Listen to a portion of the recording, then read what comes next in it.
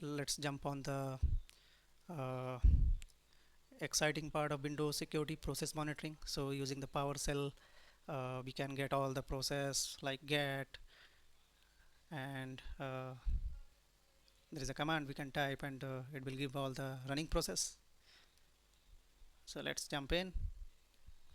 So process are basically the little workers inside your computer. So every app you run, Notepad, Chrome, your game, your background steps, they are all process. So if you open too many, your PC starts crying, you know, that fan sound.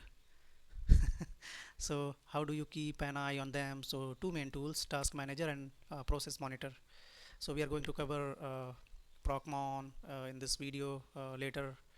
uh, so you can also open the task manager using control shift and escape, and you can see the PowerShell command executed here, and you can see all the process running with the UID and process ID. So we are going to get more details from this. So we are going to select the object, and then we are going to define the column name, process ID, and parent process ID.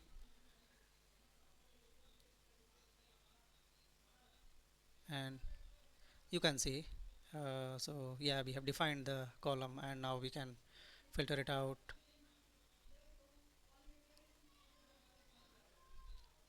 Let's run another command. So here I have defined command, and I'm going to sort it by uh, object,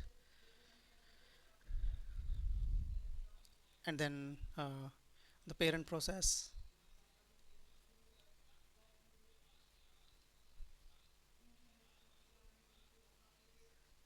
ID we can provide. So this is going to give all the rectified details. So format table, and then auto formatting. So this is going to provide all the process. So you can see I have a lot of process running in my computer, and then task list.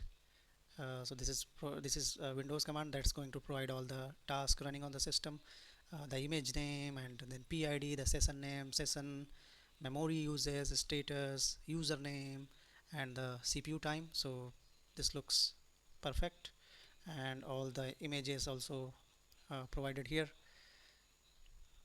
So this is keep running. We can kill it. Just type Control C, and this is going to kill the running process. I mean, now we are closing this, and